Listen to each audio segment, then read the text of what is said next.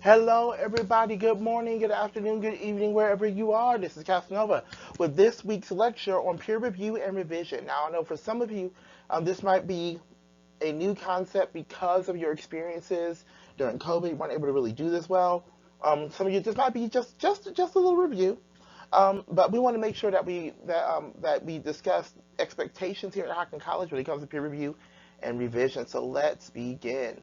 Okay, so why do we do peer review? I mean, we've done something that we've done in high school, something that we can understand it's important, but why do we do it? Okay, first we learn techniques to both try and avoid from reading someone else's work. Um, Sometimes it's good to see other people's examples and other things that people are doing. So you can be like, oh man, I could try this, or yeah, don't do that. Don't try that. Also, fresh eyes on something can you have been working on can see on can help you see things that you've missed. We don't catch all of our mistakes. We don't catch all of our errors. So we need as many eyes as possible looking at the things that we do to make sure that we're doing it at our best, that we're doing it correctly, and to catch any mistakes that we've made. All right, and also evaluating someone else's work helps us better understand the conventions of the assignment. What that means is, if you're like, okay, I did this right, I think this is the right thing to do, or you might have some questions, seeing other people doing the same assignment will actually help you. It'll either affirm what you already know or help you make changes. If you see multiple people doing the same thing, you're like, I should probably be doing that. And lastly, through peer review, we learn how to give and receive constructive feedback, which we will all have to use eventually anyway. So this is a reciprocal assignment. Like, as you're giving constructive feedback, you're receiving that feedback. And constructive feedback is not just, oh, this is great. Oh my gosh, this is wonderful. Or, fix your commas. It's really digging into what works, what doesn't work, and how can this be overall can this be made better. So let's talk about the feedback loop. So first, you write your draft, you receive feedback. So receiving feedback is self-review, so you're looking over it yourself. Peer review, what we're doing, you have another classmate or someone in your area look over what you've done and make sure that everything makes sense. Conferencing, which you will do with your instructor, which you do with me, where we sit down one-on-one and really dig into the meat of the paper. All right, something you read. You can be reading something of something similar of what you're doing, and you're like, maybe I should try this. Something you hear someone else say. So, as like if I might be working with somebody in a conference, you hear me say something, you go back look at your paper, you're like, oh, I need to fix that too. Then you have to consider and integrate the feedback that you just received. All right, so you have to choose the feedback that is most helpful to you. I always tell people, chew the fat, spit out the bones. Not every edit, not every comment, not every review will be as helpful as others. So you need to make sure, find what is relevant to what you're trying to do, and then ignore everything else. All right? Again, you don't need to take anybody's advice. It's not all going to be good. And make a plan for what you're going to do differently. So let's talk about this.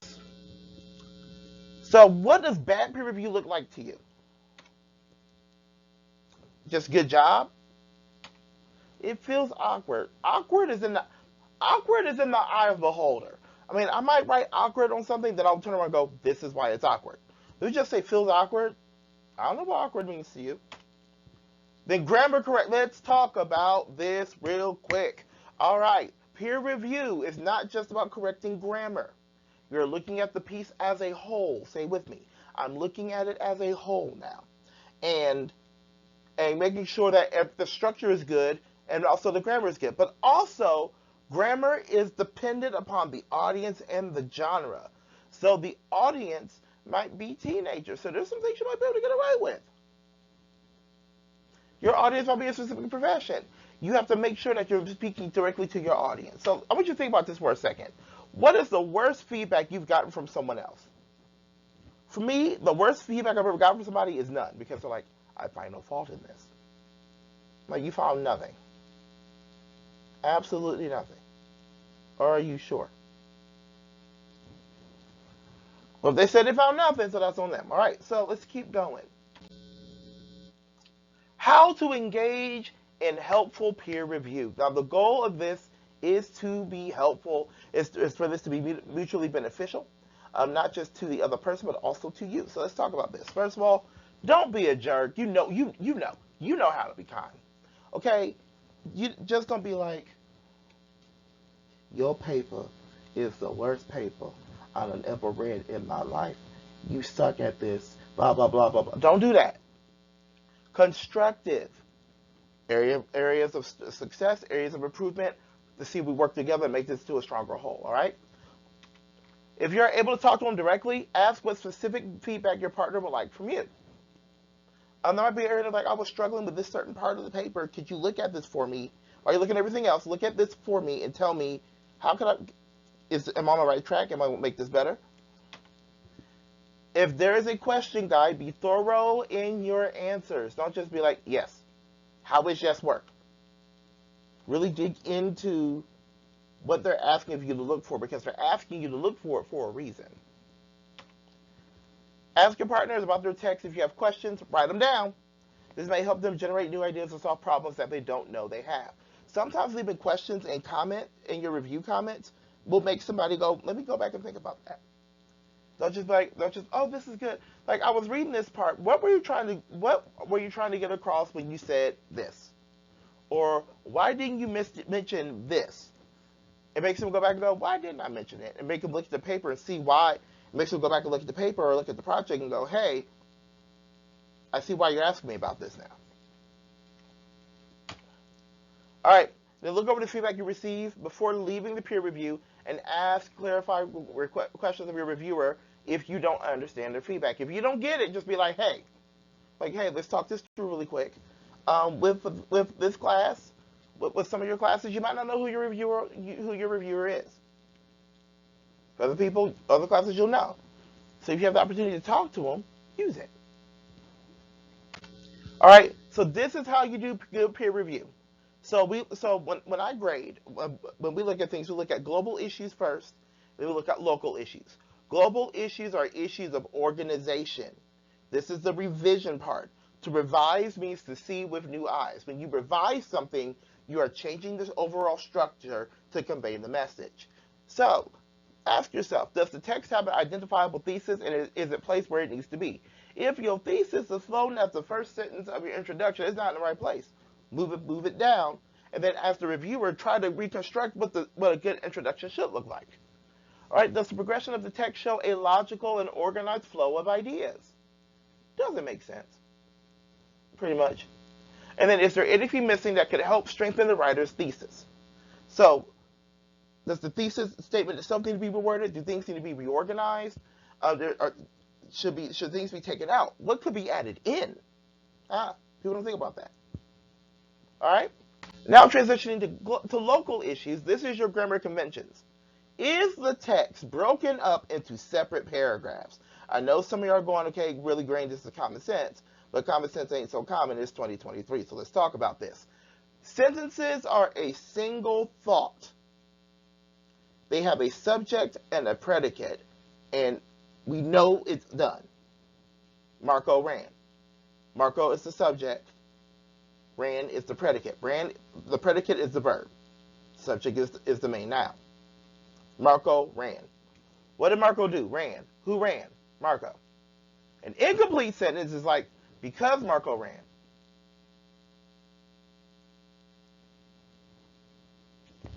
I need more. I need more from you. Okay? Sentences are a single thought, and paragraphs are a full idea with a main idea with supporting details. Paragraphs are, we're talking about this, bing, bang, boom, done. Okay? Then are there sentence level errors which affect understanding? Here's the key. Affect understanding. Incomplete sentences. Let me get pretty much sorry. So, we have, that's a dependent clause we just talked about. Because Marco ran. Okay? What did Marco do? Because Marco ran, he tripped and hurt his knee. Okay, that's the whole sentence. Oh my goodness. Oh wow, we fixed it, okay? Incomplete sentences. It does not come out to a full thought. Alright? Run-on sentences is when you just put two sentences together without trying to put them together correctly at all. So a run-on sentence, so pretty much to put two sentences together, there are different methods. The first method is if they are closely related, is the semicolon. Closely related. The weather is hot. There is a heat advisory. There should be a semicolon between hot and there. Okay? Then you have comma and your coordinated conjunction. So your coordinated conjunctions are for and nor, but or yet so. I'm going to say it again. For and nor, but or yet so. When you're combining two complete sentences, first sentence, comma, coordinated conjunction, second sentence, all right? Or put a period between the two and just call it a day. Comma splices is when you tried to put them together, right? You tried to connect them, but you put the comma, but you did not put the coordinated conjunction. So just put in the coordinated conjunction and fix it. Okay. Other verb, other errors are subject-verb agreement / parallelism. Number of subject matches the number of verb, and the tenses match as well. Everything that you're writing needs to be in present tense and active voice. Subject, verb, object, okay? Unless it is happening, that's when you add ing, or if the object is more important than the subject. The Nobel Prize was won by Dr. King. The Nobel Prize is taking precedent because it's it's more important in the context of the sentence. Other than that, Dr. King won the Nobel Prize. Who won it? Dr. King. What did he win? The Nobel Prize. Okay, and then go from there. All right, modifier errors. This gets a little hinky. It's really long to explain. So I'll probably have some additional resources to help out with that. But make sure we know what's doing what. All right. Also, are there spelling errors which affect understanding? Common examples are the twos. To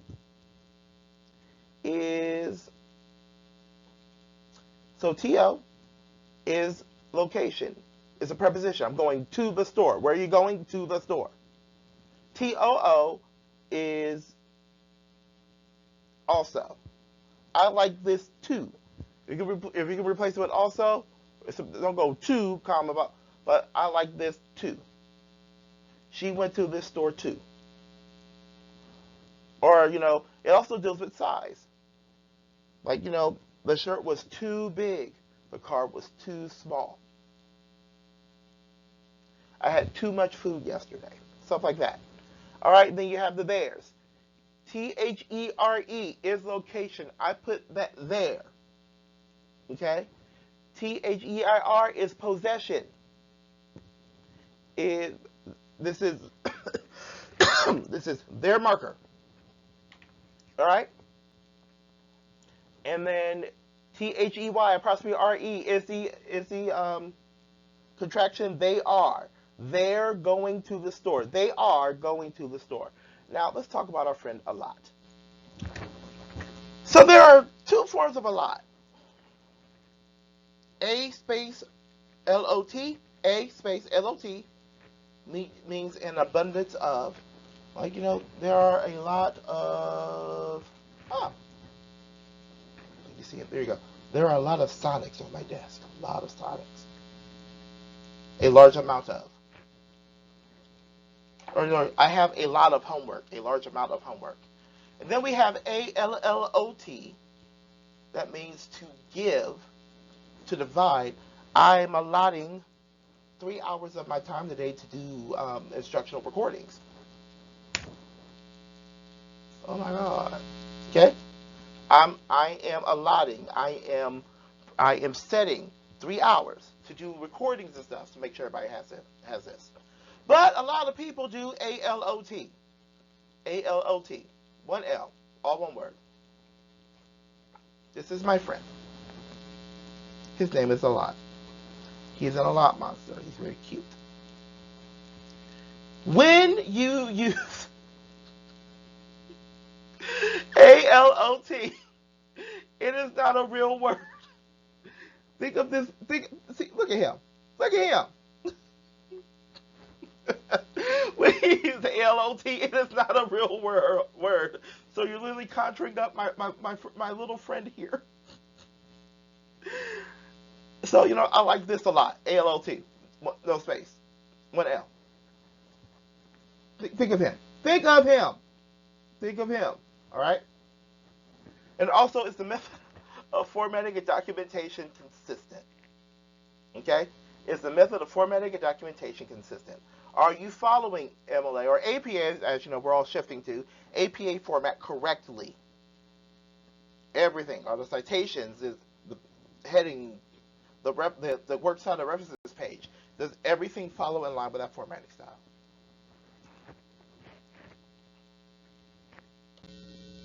All right, so for my Family Guy fans, you're probably going to be cracking up because this is going to be very familiar to you. All right, so ready to critique the compliment sandwich, okay? So here's how you do this, okay? So you give your overall thoughts on the paper, overall, make sure, be very PC with it, and then you provide something good, something they did well, and be specific in what they did well. Something good, all right? And then to provide an area of improvement or two, if you want to Big Mac it, of strong importance and show how it can be addressed. So, you start off something good, and you start out with something that needs work. And then you end with something good. End with something else they did well and be specific. So, just, if you're like, how do I write, something good, something that needs work, and then something good. All right? I know you're like, Rain, now you already know. Yes, I've been doing this for a long time. I already know. Sometimes, whoo, baby. Sometimes you read this thing and you're like, were you on a substance when you wrote, what is this? What is this? When that happens, kindly let them know what areas need addressed and how to address them. Just be like, hey, let's compliment sandwich this. Hey, this is a really good start. I love the topic that you picked, and it'd be like, this is one big old paragraph. You're supposed to breaking it up into separate paragraphs helps us follow it more and be more organized. It looks better, and then also, spell check is your friend. Like spell check, please spell check, please spell check. All right, and then I like how you tied everything together at the end. It just like it's wonderful. This is wonderful, very moving. It will have higher impact if you make some changes. Okay? Remember, don't be a jerk. Don't do this. I don't know why you decided to write this. This sucks. Okay? Just my mama taught me if you don't have anything else to say, don't say anything at all. I've learned that a lot. Also, and it was something hopeful to suggest how they can get further help. Hey, you did a good start. I know if you're still having questions and stuff, go ahead. Meet with Grain. Go make an appointment with Grain and sit down with him and go over the paper, or reach out to David Harold for tutoring, or go to the library to get some additional help. All right, point them in the direction of the help. They'll take it better from you than they'll take it from me. Trust me. All right, so now that we've gone to the nitty gritty of peer review and revision, let's talk about some revision tips really quick, and to help you do this and do this well, because I want you to do this well. All right. So first of all, make sure this is really gonna help you, especially if you've been writing this as you're writing it. Make sure the intro is strong. Remember the 3 parts: intention, get or a hook, get the reason, attention. Please do not use a rhetorical question. Come on now. Story. Short story. A really strong statement. Anything. Don't be like, what if you could be good at something? I'd be good at it. I'd be the greatest. I would be amazing. I'd be wonderful. Okay? Give the attention. Context. Give background information on the topic. So So, just pretty much set the scene, set the stage. And then thesis, state your claim or whatever you want to show in one sentence. How many sentences? One. Remember, we have grown up. We have evolved our writing. We do not go in this essay or this essay will talk. This essay will discuss. Again, we are not having pieces of paper. Hold on. Just say. We're not having pieces of paper rising up going, hey, we're going to talk today. You're going to sit here and listen to me on the paper. All right? Also, remember, this first paper is a narrative. You're telling a story. I mean, you still need to follow the arc. So establish character setting and other background information and show the conflict. So pretty much, this is the context for your introduction. Set the stage. And then use the conflict to move the story forward. So who are your literacy sponsors? You know what else works? Successes and failure. Oh my gosh. Successes and failure. All right. Also, make sure to show how the world changes once it's done. Like, where are you at now because of your journey and where are you going? All right. This narrative has to be worth it in the end. All right. So, this is what narratives do. They show rather than tell. So don't be like, I played football. I played a lot. I threw the ball. I'm at hockey now. I want to be in the NFL. Please don't do that. Walk me through it. I don't know your life. I don't know your life. Okay? I have not lived in your head. I've not lived your experience. The other people who are reading this have not lived in your head or lived in your experience. So we take us there. What was that moment you're like, yeah, this is for me? You're like, what's that game where you broke your knee in two places? It can happen. All right? So talk about that. Use active voice or simple past or present tense unless something is continual. Active voice. Marco walked the dog. What did Marco do? Walk. What did he walk? The dog. Who walked the dog? Marco. What did Marco walk? The dog. Set up the dog was walked by Marco. Or better yet, the dog was walked. So what was walked? The dog. But who walked the dog? Casper, the ghost. Air. Air walked the dog. Active voice. Subject, verb, object. Marco walked the dog. All right? Raise the stakes. What that means is that the story needs to build. As you're progressing, things have got more difficult. You have to do more practice. The stakes are higher. Build something. Don't just be like, I played ball. I played ball a lot. We lost the game. I played a ball a lot in high school. Now I'm at hockey.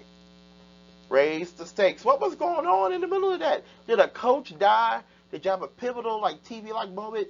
Did something happen? Did you get cut from the team? We need to know this stuff. All right? Also, be organized. Organize your points so it makes sense. You're telling a story of a progression, so it needs to be chronological. Use transitions to lead people to the next point. Next, overall, after, however, stuff like that. Here's how you know the essay is organized. The conclusion ties all the loose ends together. Pretty much, you should be able to take us on a journey, and we know we're on the journey, and the ending makes sense. The ending is worth it. All right. And the last thing we're going to talk about is making sure that it's professional. All right. So MLA or APA formatting. Natural sciences, social sciences, or technical sciences use APA typically. Humanities use MLA. Pretty much the whole school is moving to APA starting in the fall. So you might want to jump ahead of the curve and go ahead and knock that out. All right. Conversational tone. You can use I in this story. Oh my goodness, yes. It is you're talking about your journey from learning how to do something. Use I. Don't just sit here and be, in this. Don't just be like, my name did this and then my name did that. Just use I. All right. Diction and syntax, word choice and structure, and sentence structure are less formal than a scholarly essay. You are telling a story. I know some people like to try to do the highfalutin language thing because you're writing to a college professor. I need you to think outside of me. I need you to think outside of me, legitimately. Tell the story. Tell it in your words. If something doesn't make sense, I'll catch it. But don't come in with, once upon a time, I was a little boy of 8, and my father said to me, son, riseth up out of thine bed, and come with me as we sojourn to the practice of the game of the football of the American football. I know good and daggone well. You do not sit here and try to do the bougie card. Don't do that. Tell your story. Tell it your way. If something's hard to understand, we'll catch it. Don't worry. Also, grammar conventions. The essay has a strong grasp of English grammar conventions, punctuation, capitalization, sentence structure, all that stuff, in a way that anyone can understand. You know, your tone is conversational. Make sure that everything makes sense. Make sure that someone can grab it and just understand what you're reading. Okay? If it's a little murky, we'll work with you. We'll make it work. All right, my friends, I've talked long enough for this video. So listen, go ahead and jump in on those peer reviews and those revisions. Get them done. Do them well. Do them right. And, you know, I'm excited to see what you all have come up with. So y'all have a good day, afternoon, or evening, wherever you are. All right? See you on the next video.